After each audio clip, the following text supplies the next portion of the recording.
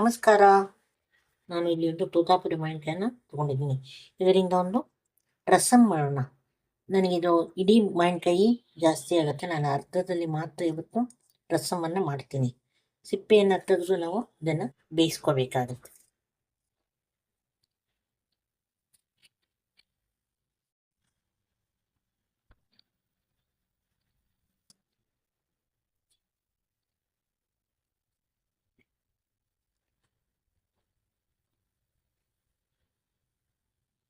ಅರ್ಧದಷ್ಟು ಮಾವಿನಕಾಯಿನ ನಾನು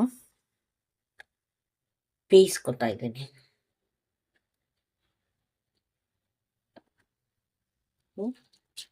ನೀರನ್ನು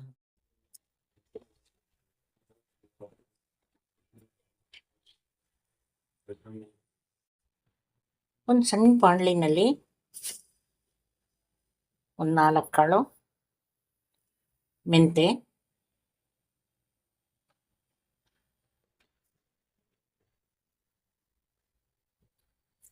ಒಂದು ಚಮಚದಷ್ಟು ಕೊತ್ತಂಬರಿ ಬೀಜ, ಒಂದು 1/4 ಚಮಚದಷ್ಟು ಜೀರಿಗೆ, ಇದನ್ನ ಹಾಕೊಂಡು ಹುರ್ಕೊಳ್ಳಿ. ಇದನ್ನ ಸಣ್ಣ ಉರಿಯಲ್ಲಿ ಹುರ್ಕೊಳ್ಬೇಕು.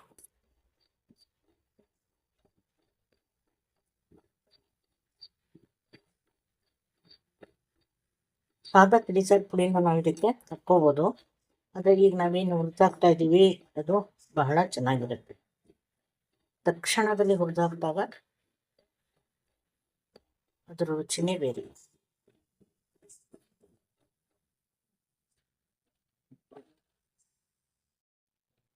ಈಗ ನಮಗೆ ಖಾರಕ್ಕೆ ಎಷ್ಟು ಬೇಕಷ್ಟು ಮೆಣಸು ಅದನ್ನು ಕೂಡ ಹಾಕ್ತೇವೆ. ನಾನು 2 ಬ್ಯಾಡಿಗೆ 2 ಗುಂಟೂರು ಮೆಣಸನ್ನು ತಗೊಂಡಿದ್ದೀನಿ. ಎಣ್ಣೆ ಹಾಕಿಲ್ಲ, ಹಾಗೆ ಹೊಡ್ಕೋಣ.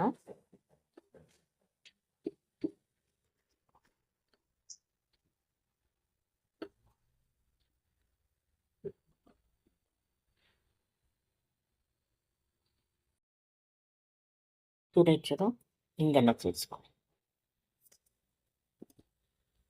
ಒಲೆಯನ್ನು ಆಫ್ ಮಾಡಿ. ಹಿಂಗೆ ಹಾಕಿದ್ಮೇಲೆ ಹೆಚ್ಚು ಬೇಗದು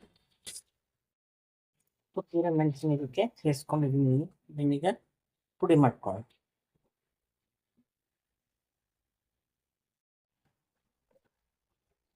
ನೋಡಿ, ಇಷ್ಟು ಚೆನ್ನಾಗಿ ಪುಡಿ ಮಾಡಿದ್ದೀನಿ.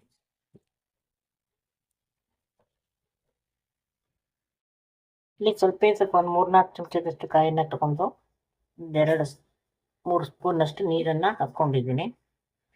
ಈಗ ಇದನ್ನು ರುಬ್ಕೊಳ್ಳೋಣ. ಅದೇ ಬೇರೆ ರುಬ್ಕೊಳ್ತೀನಿ, ಪೂರ್ತಿ ರುಬ್ಬಲ್ಲ. ಈ ಥರ ರಸ ತಕ್ಕೊಳ್ತೀನಿ. ಈಗ ರುಬ್ಬಿರೋದು ಇಷ್ಟಾಗಿದೆ. ನಾನು ಇದನ್ನು ಇದಕ್ಕೆ ಹಾಕ್ಕೊಂಡ್ಬಿಡ್ತೀನಿ. ಹಾಕ್ಕೊಂಡು ರಸ ತಕ್ಕೊತೀನಿ. ಈಗ ನಾನಿಷ್ಟು ರಸವನ್ನು ತಗೊಂಡಿದ್ದೀನಿ. ಇದನ್ನು ಚಟ್ನಿ ಅಥವಾ ಪಲ್ಯ ಏನಕ್ಕಾದ್ರೂ ಬಳಸ್ಕೊಳ್ತೀನಿ.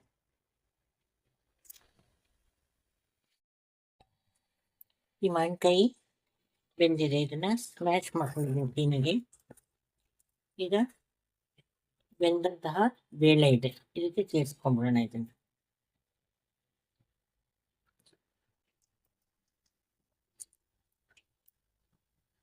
ಮಾವಿನಕಾಯಿ ಸೀಸನ್ನಲ್ಲಿ ಏನು ಮಾಡ್ಕೊಂಡು ತಿಂದ್ರು ರುಚಿ. ಎಲ್ಲವನ್ನು ಒಂಚೂರು ಟ್ರೈ ಮಾಡಿ, ಚೆನ್ನಾಗಿರುತ್ತೆ. ಮತ್ತು ದೀರ್ಘಕಾಲ ಸಿಗುತ್ತೆ. ನಮಗೆ ಕಾಯಿಂದ ಶುರು ಆಗಿ ಹಣ್ಣಾಗಿ ಮುಗಿಯೋವರೆಗೂ ನಮಗೆ ಸಾಕಷ್ಟು ಸಮಯ ಸಿಗ್ತಾ ಹೋಗುತ್ತೆ. ಇದಕ್ಕೆ ನಾವು ಮಾಡಿಟ್ಕೊಂಡಿರುವಂತಹ ಪುಡಿಯನ್ನು ಸೇರಿಸ್ಕೊಳ್ಳೋಣ. ನಮಗೆ ಎಷ್ಟು ಹದ ಬೇಕು ನೋಡಿ ಅಷ್ಟು ನೀರು ಹಾಕೋ.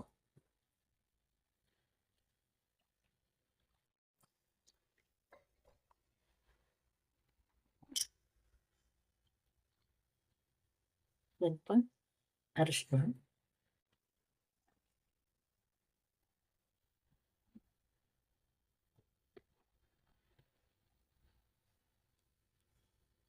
ಅಂದಾಜಿಗೆ ರುಚಿಗೆ ತಕ್ಕಷ್ಟು ಉಪ್ಪು,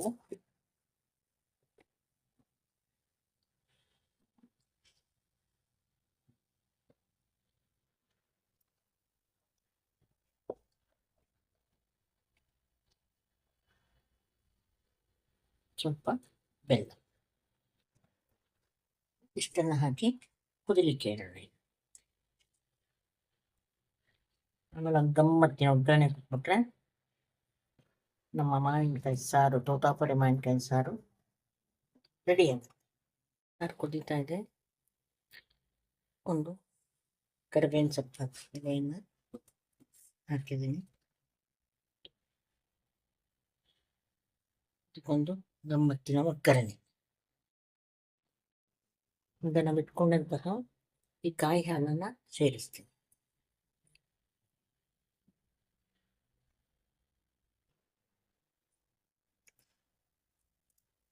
ಹಾಲು ಹಾಕಿದ್ಮೇಲೆ ಇದು ಹೆಚ್ಚಿನ ಸಮಯ ಕುದಿಬಾರ್ದು. ಒಂದು ಕುದಿ ಬಂದರೆ ಸಾಕು, ಇಲ್ಲಾಂದರೆ ಕೆಟ್ಟೋಗುತ್ತೆ. ಹಾಗಾಗಿ ತಕ್ಷಣ ಬಿಡಿಸೋದಾದ್ರೆ ಒಂದು ಕುದಿನೂ ಬೇಕಾಗಲ್ಲ, ಬಿಸಿ ತಾಗಿದ್ರೆ ಸಾಕಾಗುತ್ತೆ. ಇದಕ್ಕೊಂದು ಚಂದದ ಒಗ್ಗರಣೆ ಕೊಟ್ಕೊಳ್ಳೋಣ. ಈಗ ಒಂದು ತುಪ್ಪದ ಒಗ್ಗರಣೆಯನ್ನು ಕೊಡೋಣ. ಒಂದು 2 ಸಣ್ಣ ಚಮಚದಷ್ಟು ತುಪ್ಪ ಹಾಕ್ಕೊಂಡಿದ್ದೀನಿ.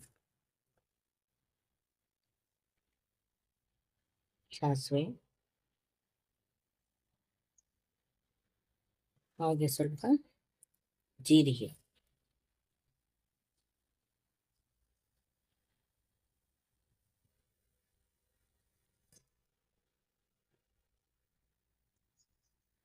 ಚಿಟಪಟ ಅಂತ ಇದೆ. ಈಗ ಒಲೆಯನ್ನು ಆಫ್ ಮಾಡಿಕೊಂಡು ತರಕಾರಿ ಹಾಗೆ ಒಂದೇ ಒಂದು ಒಣಮೆಣಸು, ಜೊತೆಗೆ ಒಂದು ಚೂರು ಇಂಗು,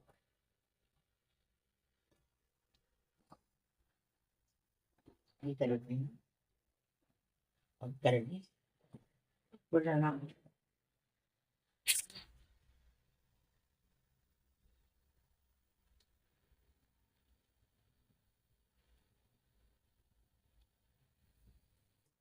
ಇಡೀ ಅಡುಗೆ ಮನೆ ಘಮ್ ಅಂತ ಇದೆ. ಇಲ್ಲಿಗೆ ನಮ್ಮ ಸಾರು ರೆಡಿ.